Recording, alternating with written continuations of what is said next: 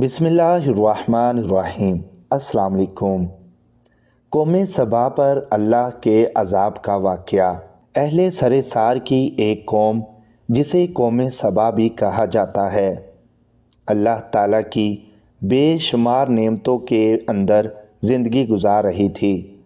یہ قوم ایک عظیم تہذیب و تمدن کی مالک تھی۔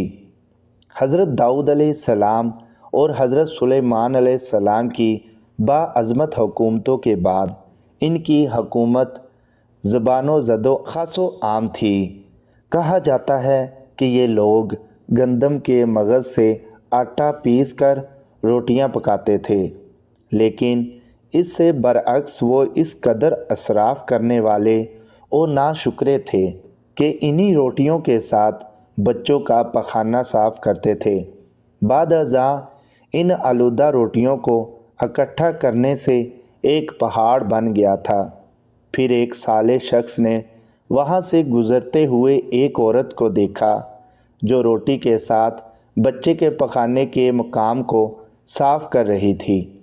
اس شخص نے عورت سے کہا، تیرے اوپر افسوس، خدا سے ڈر، کہیں ایسا نہ ہو کہ خدا تیرے اوپر اپنا غضب ڈھائے اور تجھ سے اپنی نعمت چھین لے۔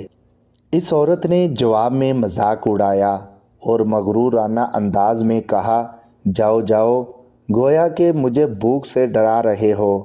جب تک سر سار جاری ہے مجھے بھوک سے کسی قسم کا کوئی خوف نہیں ہے۔ کوئی زیادہ عرصہ نہیں گزرا نہ تھا کہ اللہ تعالیٰ نے ان لوگوں پر اپنا غضب ڈھایا۔ پانی جو کہ زندگی کی بنیاد ہے ان لوگوں سے چھین لیا، یہاں تک کہ قحط نازل ہوا۔ بات یہاں تک پہنچ گئی کہ ان کی ذخیرہ کی ہوئی تمام غذا ختم ہو گئی۔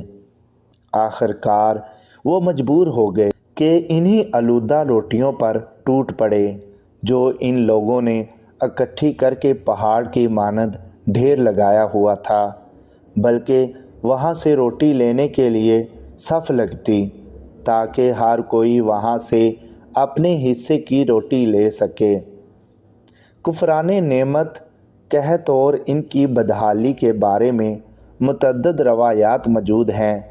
سورہ نحل کی آیت نمبر 112 اور 113 میں یوں ارشاد ہوتا ہے، ترجمہ: اور اللہ نے اس بستی کی بھی مثال بیان کی ہے جو محفوظ اور مطمئن تھی، اس کا رزق ہر طرف سے باقاعدہ آ رہا تھا، لیکن اس بستی کے رہنے والوں نے اللہ کی نعمتوں کا انکار کیا تو خدا نے انہیں بھوک اور پیاس کا مزہ چکھایا، صرف ان کے ان اعمال کی بنا پر کہ جو وہ انجام دے رہے تھے، اور یقیناً ان کے پاس رسول آیا تو ان لوگوں نے ان کو جھٹلایا، تو پھر ان تک عذاب آ پہنچا کہ یہ سب ظلم کرنے والے تھے۔ اسی قوم سبا کے بارے میں ایک اور واقعہ بیان ہوتا ہے کہ ان لوگوں نے اپنی زراعت کو بہتر طور پر کاشت کرنے کے لیے پانی ذخیرہ کرنے کی خاطر بلک کے 2 پہاڑوں کے درمیان ایک بہت بڑا بند معرب تعمیر کیا ہوا تھا۔ سوراخ اور دوسرے پہاڑوں سے گزرا ہوا پانی اس بند میں آ کر وافر مقدار میں جمع ہو جاتا تھا۔ قوم سبا نے اس پانی سے صحیح طور پر استفادہ کرتے ہوئے وسیع و عریض اور بہت سے خوبصورت باغات لگائے اور کھیتی باڑی کو رونق بخشی۔ ان باغات کے درختوں کی شاخیں اس قدر پھلوں سے لدی ہوئی ہوتی تھیں کہ کہتے ہیں کہ اگر کوئی شخص سر پر ٹوکری رکھ کر ان کے نیچے سے گزرتا تو پھل خود بخود ٹوکری میں گرنا شروع ہو جاتے اور قلیل مدت میں ٹوکری تازہ پھلوں سے بھر جاتی، لیکن نعمتوں کی کثرت نے انہیں شکر کرنے کی بجائے سرمست اور غافل کر دیا تھا، یہاں تک کہ ان کے درمیان بہت بڑا طبقاتی نظام وجود میں آ چکا تھا۔ ان میں سے صاحب اقتدار لوگوں نے کمزوروں اور ضعیفوں کا خون چوسنا شروع کر رکھا تھا، یہاں تک کہ ان لوگوں نے خدا سے ایک احمقانہ التماس کیا جس کا ذکر سورہ سبا کی آیت نمبر 19 میں ملتا ہے۔ ترجمہ: انہوں نے کہا، خدایا ہمارے سفروں کے درمیان فاصلہ زیادہ کر دے۔ انہوں نے اللہ تعالیٰ سے یہ التماس اس لیے کیا تاکہ غریبوں، بے نواح لوگوں اور ثروت مند ان کے ہمراہ سفر نہ کریں۔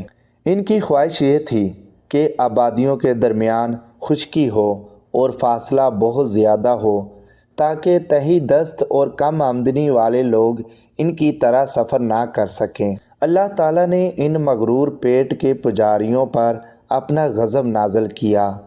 بعض روایتوں کے مطابق ان مغرور لوگوں کی آنکھوں سے دور صحرائی چوہوں نے معرب نامی بند کی دیواروں پر حملہ کر کے انہیں اندر سے کھوکھلا کر دیا۔ ادھر سے بارشیں زیادہ ہوئیں جن کی وجہ سے سیلاب آ گیا اور اس بند میں پانی بہت زیادہ اکٹھا ہو گیا۔ اچانک بند کی دیواریں ٹوٹیں، اس سے ایک بہت بڑا سیلاب آیا جس میں تمام دیہات، آبادیاں، مال مویشی، باغات، کھیتیاں، ان کے محل اور گھر پانی میں غرق ہو کر نابود ہو گئے۔ ان کے باغات اور زراعت میں سے صرف بیری کے درخت اور کچھ جھاڑیاں بچی تھیں۔